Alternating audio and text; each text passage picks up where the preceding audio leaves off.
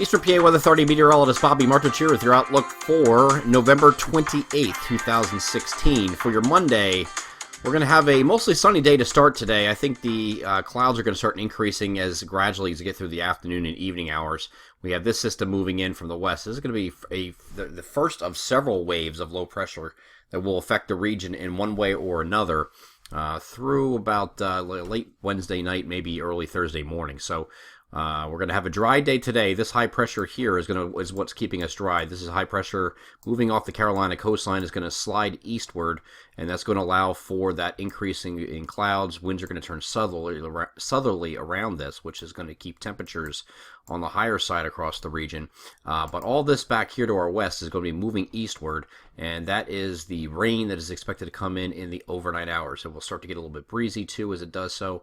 Here's a look at after midnight for our far western areas. You might get into some shower activity at that point, but I think everywhere else will get into the shower activity as we get into very late at night and very early Tuesday morning. All right, so this is the area of low pressure moving up to the Great Lakes. This is the associated frontal boundaries with it, so we're going to get some rain along those boundaries, and that's going to continue into the afternoon, maybe early evening for eastern areas before finally moving away. Now we're going to get a break on Tuesday night. Okay, this is system number one. We get a break on Tuesday night. Still this mild surge of air coming in here on Tuesday, even more so on Wednesday, where some areas is not out of the question, or down here in the southeastern portions of our coverage areas, Philadelphia Point South and East, someone might hit the 70-degree mark here on Wednesday, believe it or not. But there's going to be a warm front boundary up further to the north here, I think keeps us a little bit much cooler actually across the far northern tier, but still going to be a mild day regardless across the entire coverage area. And here's a look at Wednesday. I think once we get into Wednesday morning, we start getting by late morning, you have some rain starting to work its way back in here again. And here's another system moving up to the Great Lakes. This is on the warm side. Very warm, synoptically driven rain will continue through much of the day on Thursday, and then also into Thursday evening.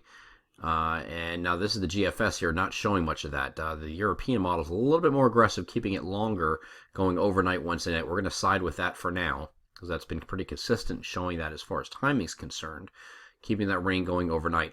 Either way, but the combination of the two systems here, both Tuesday and again on Wednesday, maybe Wednesday night, will provide some much needed rainfall, which we have not seen in quite a while. So the two combined could easily put down over an inch of rain in many locations.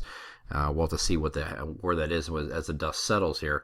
But this is the eventual frontal boundary here. This is the cold front moving through here, and once this moves through, temperatures will go back down to slightly above normal at first as we get into Friday, but then I think we get back to near normal once we get to Saturday. So starting the weekend, might have even some lake effect snow showers for the far northern tier as we get into this weekend also, at least on Friday it looks like. But we do get back to partly to mostly sunny skies in the Friday to Sunday time frame, it looks like. Now I do want to mention this is Sunday here. Sunday's not showing anything here on the GFS, all right? The European model has a storm system. Let me go back a frame here. European model has a storm system kind of coming up in this area here, and it's just one of those southwest flow events that would produce on the European model some rain and or snow, and that would be on the December 4th to 5th time frame. We're going to keep an eye on that just in case. There's a vast difference, obviously, between the GFS and the European model, and its depiction of what happens late in the weekend, next weekend, and early next week. It's outside of our normal 6-day window, so right now we're just going to pay attention to it and follow it and not really expect anything as of right now. So that's, again, it's outside of our normal forecast window. We're talking about Sunday into Monday of next week here, outside of our normal window, so we're just not going to speculate about what that could be at this point.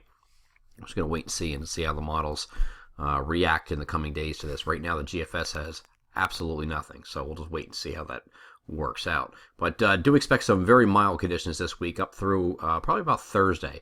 After that, we start getting back down to normal, near normal, as we head and get ready to head into early next weekend. I'm Eastern PA Weather Authority meteorologist Bobby Martich. That is our outlook for November 28th, 2016. Have a great Monday.